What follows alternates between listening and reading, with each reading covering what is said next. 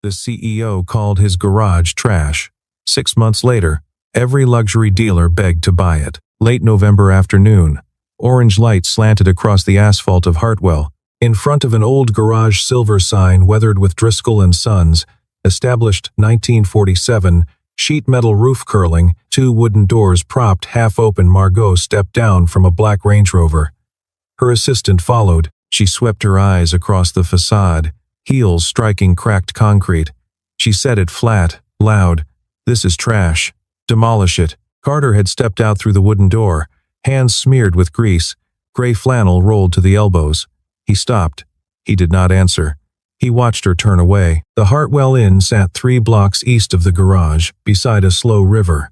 Margot took the corner suite on the 2nd floor, dropped her coat over the chair, and opened the Westbrook folder on the desk. 4.2 acres of riverfront land, 3 buildings, 2 already optioned. The third, a 1-acre parcel, anchored by the garage, remained the only obstacle to the $400 million condominium development the board had been chasing for 3 years. She pulled out her phone and dialed. Vance Crowell answered on the 2nd ring.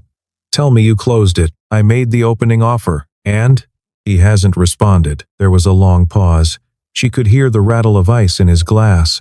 "Margot, the board approved this on the understanding it closes by the end of the month. If it doesn't close, I will personally bring a vote of no confidence." "I know what you'll bring." "Then bring me the parcel." He hung up. She set the phone down. The river outside her window had gone gray with dusk. Across town, Carter pulled the rolling door of the garage shut and turned the key in the padlock. The pickup was 19 years old and started on the 2nd crank. He drove 3 streets to Hartwell Elementary and parked beside the curb. Hazel came out at the 3rd bell, backpack hanging from one shoulder, a small paper folder tucked under her arm. She climbed into the passenger seat. "I drew a horse." "For school?" "For Mrs. Kepler." She said, "Horses are hard." "Are they?" "Not the head. Just the legs." He drove them home. The house was a 2-story cape on a quiet street, white paint peeling at the trim, a maple in the front yard already half bare. Inside it smelled like the beef stew Hazel had set, going in the slow cooker before school. She climbed onto a chair at the counter and laid 2 placemats, forks on the left, knives on the right, napkins folded into triangles, the way her mother used to. They ate in the kitchen with the radio low. Halfway through, she looked up. Was there a stranger at the garage today? He set his spoon down. "Why do you ask?" Mrs. Pike said a woman in a big black car was asking about the garage. He took a moment. "That's grown-up business, sweetheart." She nodded once, the way she always did when he said that, accepting and unbothered, and went back to her stew. After dinner, Marlon Pike came up the porch. He never knocked. He just rapped twice on the doorframe and let himself in. He was 67, a wiry man in a canvas jacket, and he carried a manila envelope. "Greenwich confirmed your slot," he said, dropping it on the kitchen table. "Lane B, position 47, mid-May." Carter glanced at it. "You going to write Vossler back?" "No. He's offered 3 times, Carter, and the answer's been the same 3 times. Marlon shrugged. "Suit yourself." He looked toward the living room, where Hazel was reading on the rug. "She doing all right?" "She's doing fine." Marlon nodded slowly. "All right then." He left. Carter sat with the envelope unopened. Then he stood, drove back to the garage, and let himself in through the side door.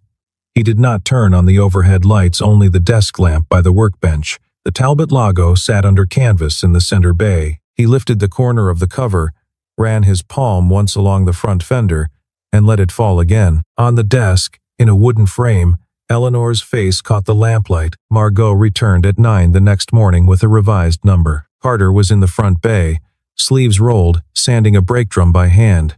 He set the work down, walked to the small office and put a kettle on the hot plate. He poured 2 cups of coffee black, no sugar, and slid one across the desk to her. $6.8 million, she said, 3 times appraised value. Cash. 30 days. He cradled his cup. "It's not for sale." "Carter, you understand what's being offered." "I do. You could move anywhere. You could buy a building twice this size." "I know." She tried the soft pressure next. Zoning was set to be reviewed in March. She said the parcel could be rezoned residential. Property taxes had been climbing for 6 years on commercial holdings in the riverfront corridor. The state was tightening commercial vehicle permits for small body shops. Each fact was true. None of it moved him. When she had finished, He simply said, "I appreciate the trip out." She left without finishing her coffee. Outside, Devon was waiting by the Range Rover, scrolling something on her iPad. She caught Margot's eye as the door slammed. "Ma'am, you should see this." "What?" "I ran the name, Driscoll, the garage, while you were in there." She turned the iPad. Automobile Quarterly, 2003. They did a profile. The article filled the screen. The headline read, "The Last of the Coach Builders." The photograph beneath was black and white.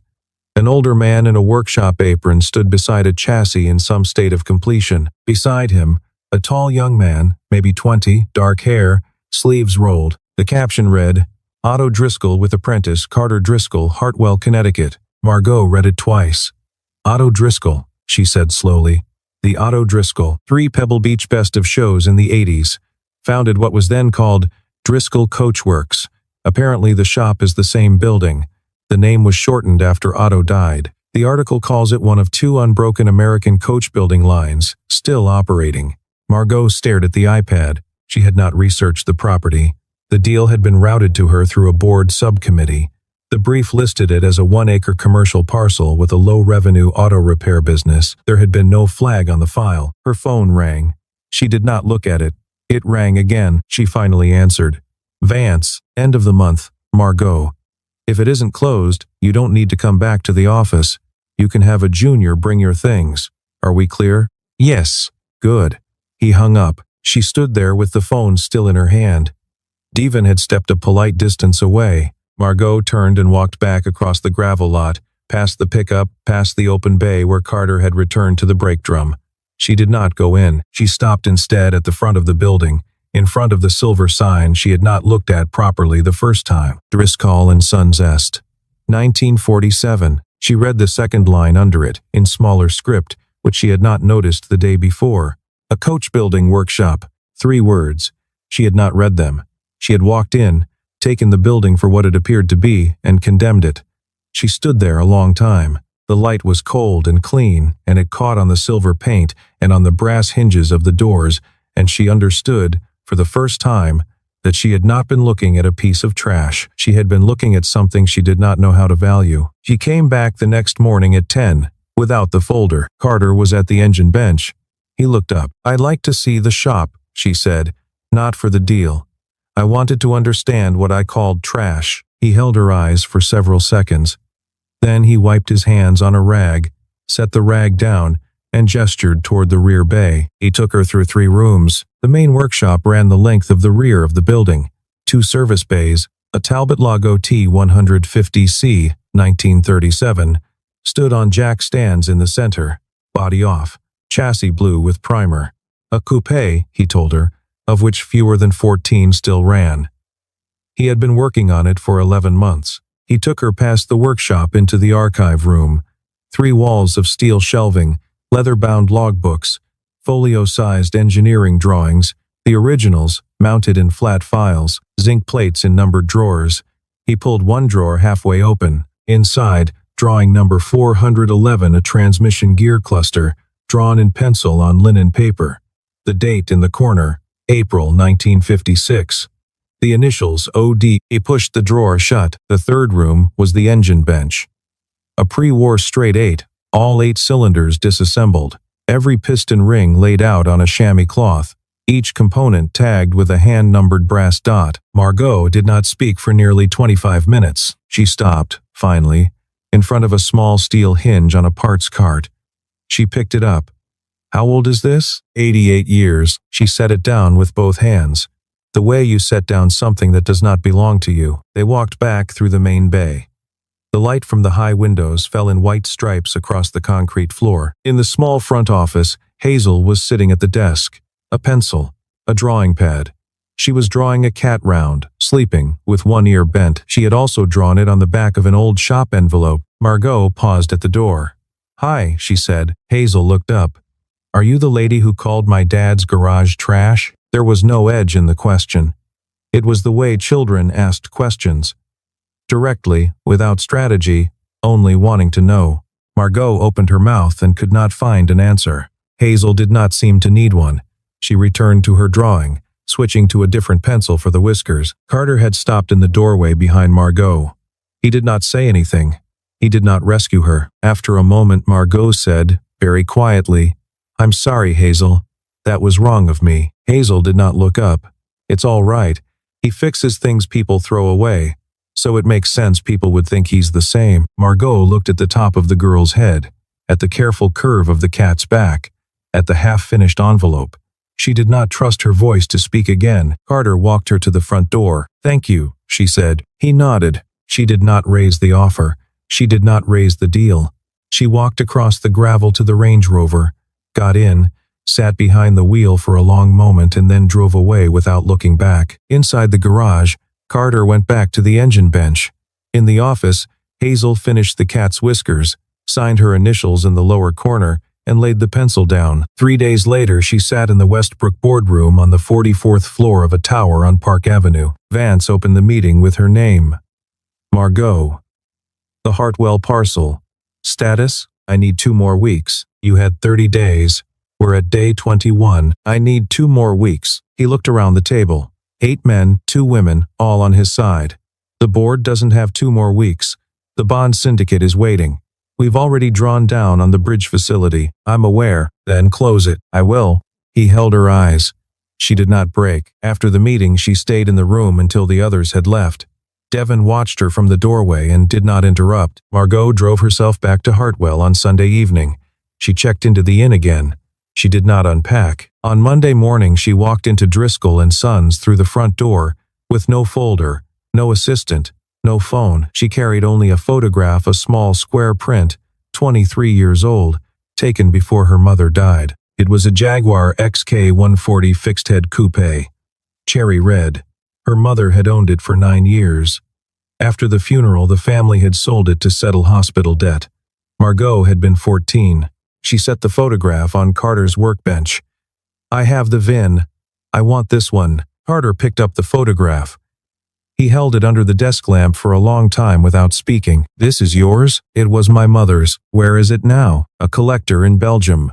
2007. I tracked it last year. You want to buy it back?" "I want it brought home and restored properly. By you." He set the photograph down. "I'll do it on one condition." "Name it. You watch the work. Every step." She did not blink. "Done." Beginning that Wednesday, Margot came to the garage in the late afternoon. Then again on Saturday morning.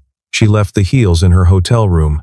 She bought a pair of boots at the hardware store on Main. Carter handed her a shop apron and showed her how to wash chrome trim with kerosene and a soft brush.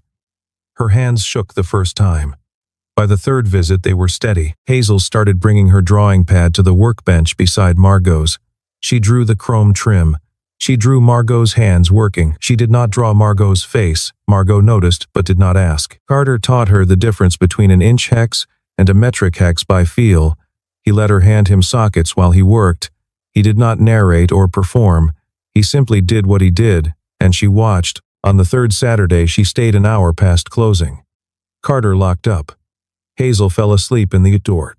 Carter carried her out to the pickup wrapped in a shop blanket. Margot held the door open for him. He nodded thanks, and that was all. Back in Manhattan, in his 38th floor office, Vance Kroll hung up a call with a man whose name he did not give. The man had been in Hartwell for 6 days, parked across from the inn, watching who came in and who came out. "Twice a week," Vance said.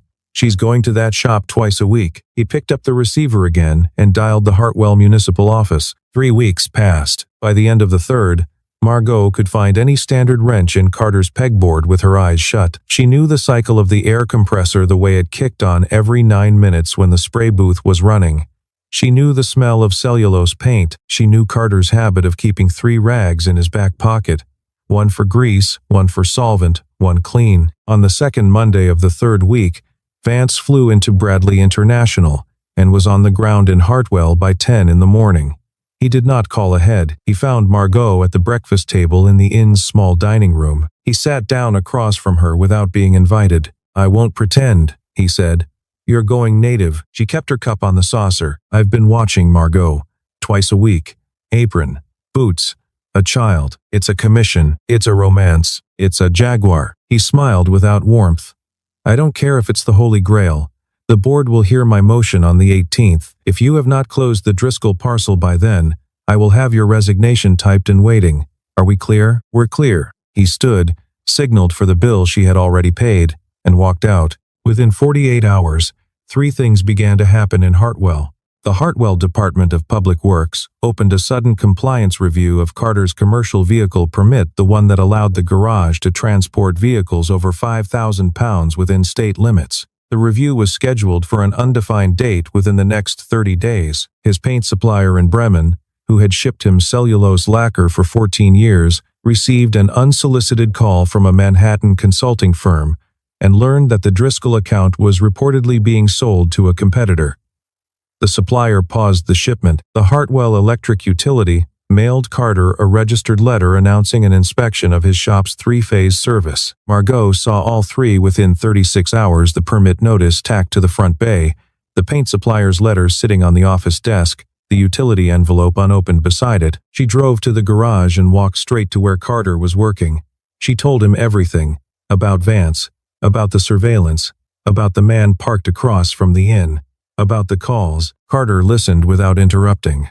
When she was done, he picked up a torque wrench, set it carefully back into its drawer in the rolling cabinet, and slid the drawer shut. "I've handled worse," he said. "Let him try." That was all. She watched him cross to the workbench and bend over the carburetor he was rebuilding. The movements were unhurried. Each part went where it belonged. He turned a brass jet between his fingers and squinted at it under the bench lamp. She had spent 15 years in rooms where men shouted to disguise the fact that they had nothing under their shouting. This was the opposite. This was a man who did not raise his voice because the value of what he held could not be removed by a phone call from Manhattan. He understood his ground better than any of them. She stood beside the bench and did not speak.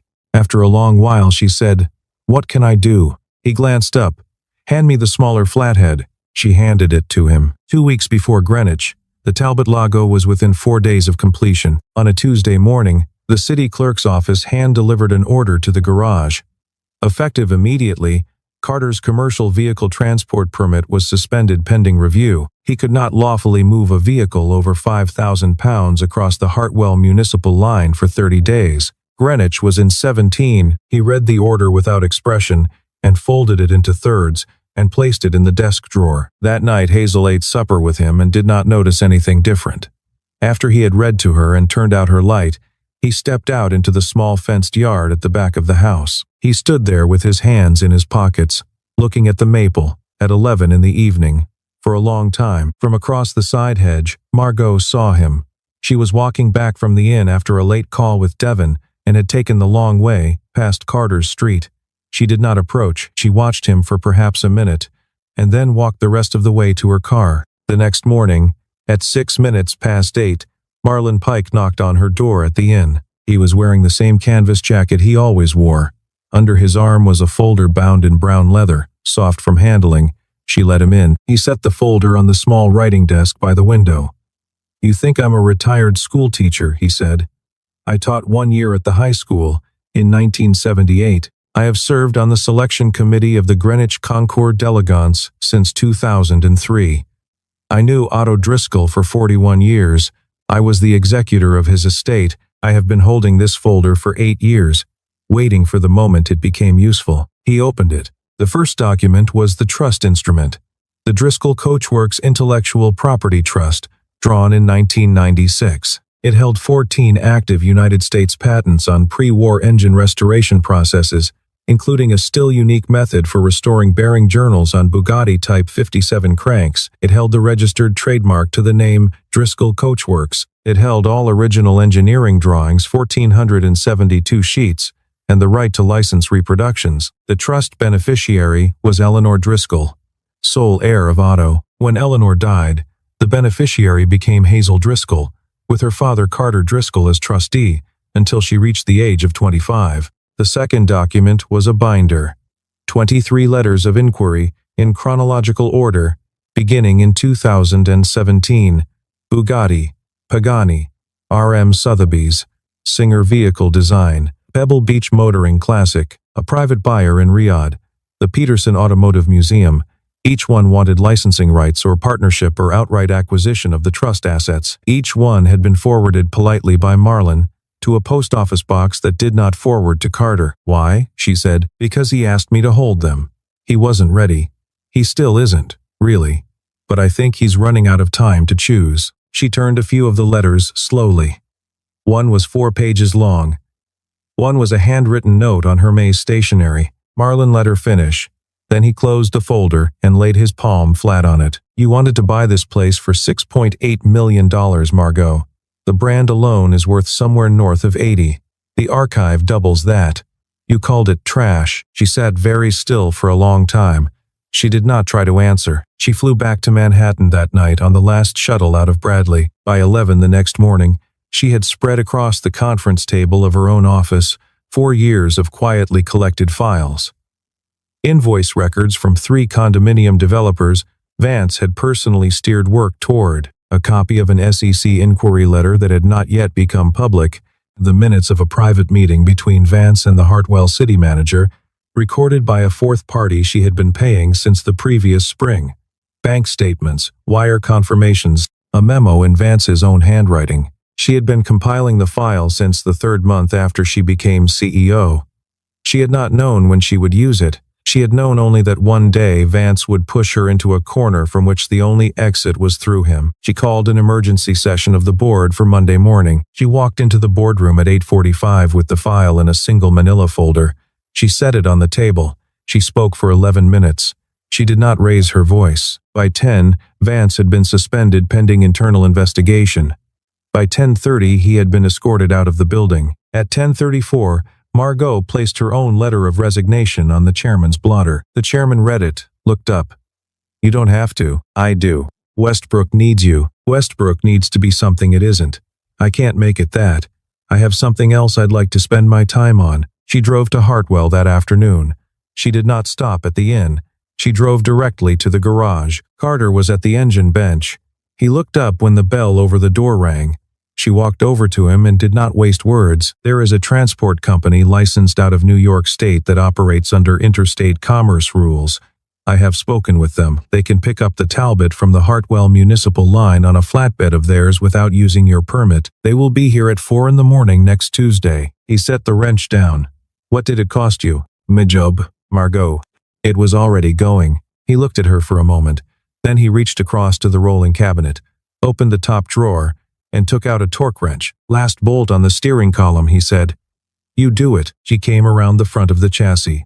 The column had been reassembled, all but the final castle nut on the upper bracket. He showed her the position.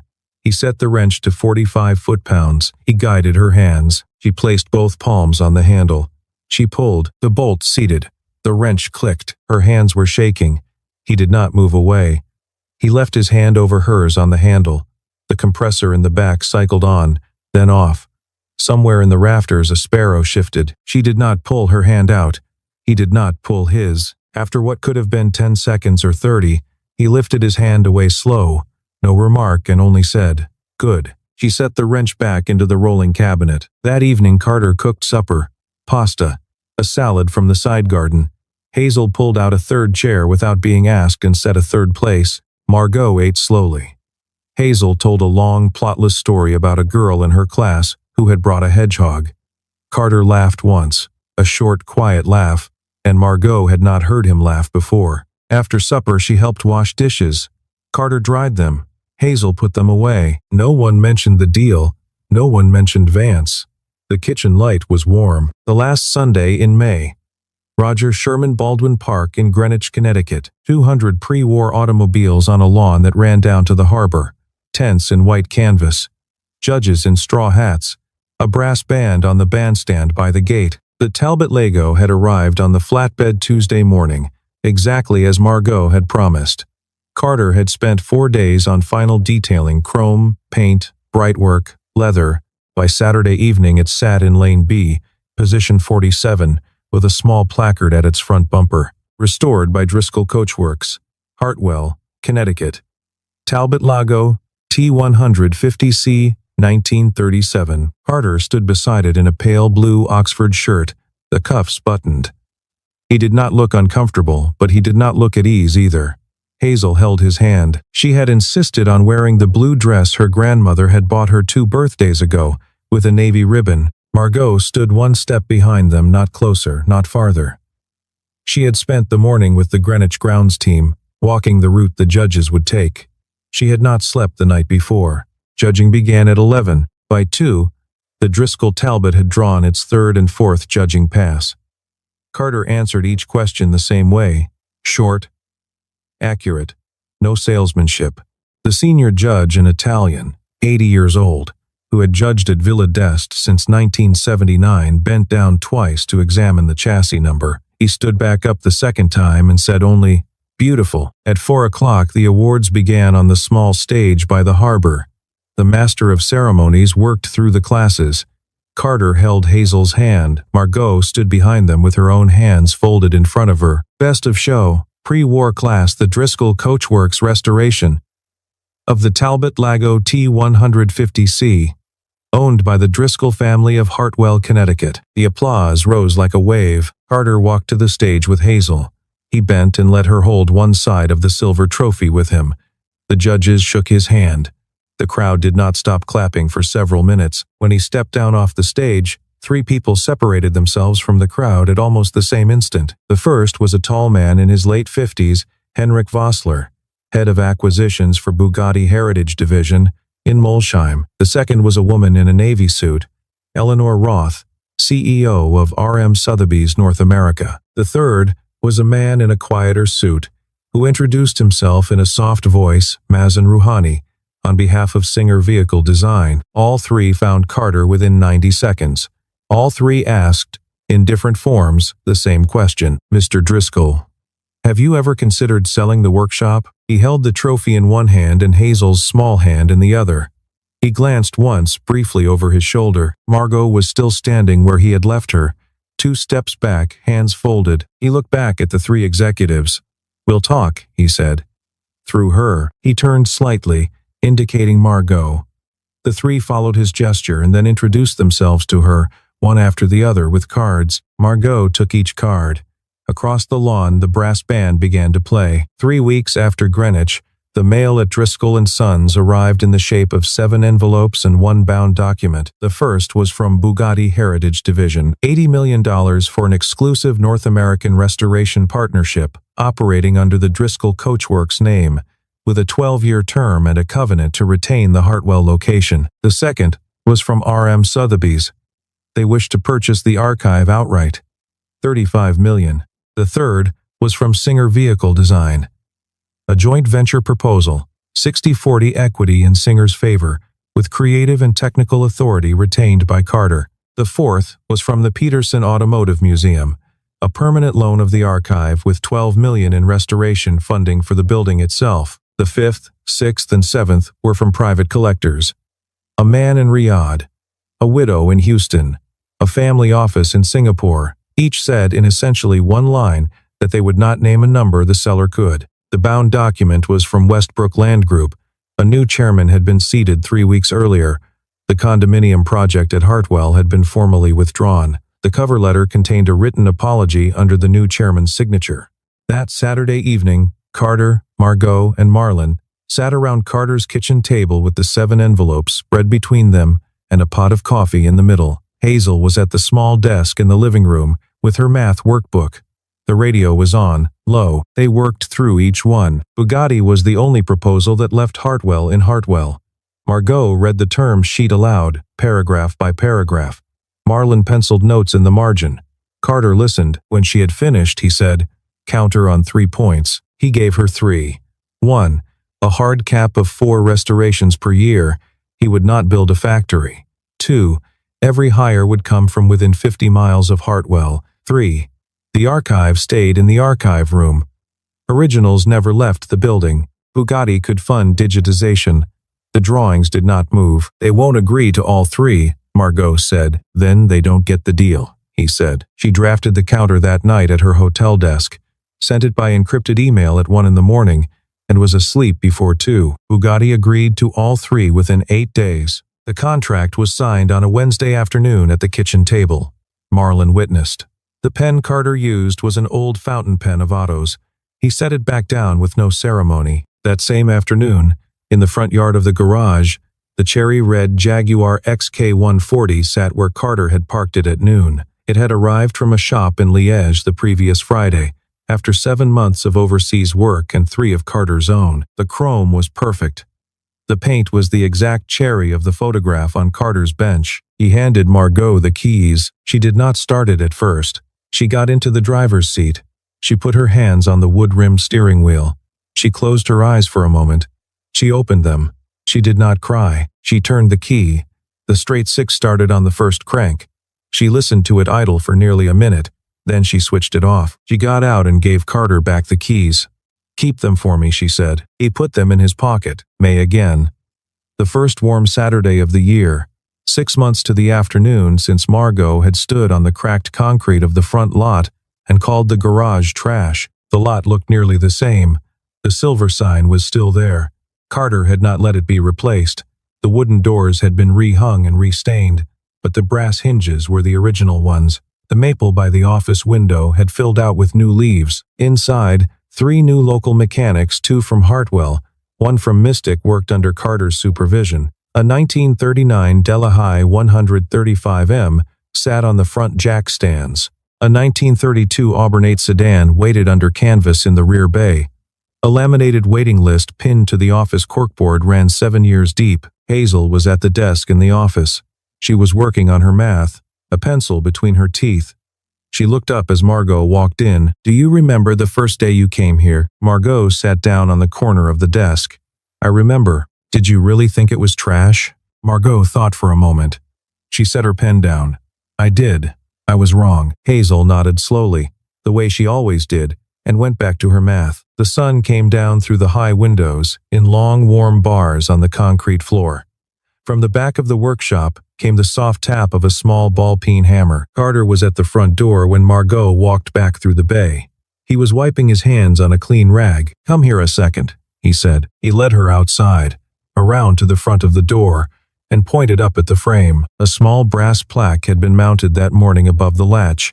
The lettering was hand-engraved. "Driscoll Coachworks, restored in honor of Eleanor and Otto, Est, 1947. Margot read it once. Then she read Eleanor's name a second time. She did not ask. She had known about Eleanor for months without having been told. Carter had not had to say it. The framed photograph on the desk lamp, the way he held the office door for her each evening, the way Hazel did certain small things, mirroring a woman who was not there. He did not say anything now either. He laid his hand over hers on the doorframe. Across the lot, Hazel ran past on the gravel after the neighbor's tabby cat, laughing, her braid bouncing on her back. Carter lifted his hand away first. He stepped through the door and back into the shop, picking up his rag again from the bench. Margot stayed at the doorframe one more beat. She looked at the plaque, at the silver sign above it, at the maple in the front yard. She looked across the lot at the small girl rounding the corner of the building after the cat. 6 months earlier, she had called this place trash. 6 months later, every luxury dealer in the world wanted a piece of the name that hung above this door, and not one of them called it anything other than Driscoll, and she had begun to call it home.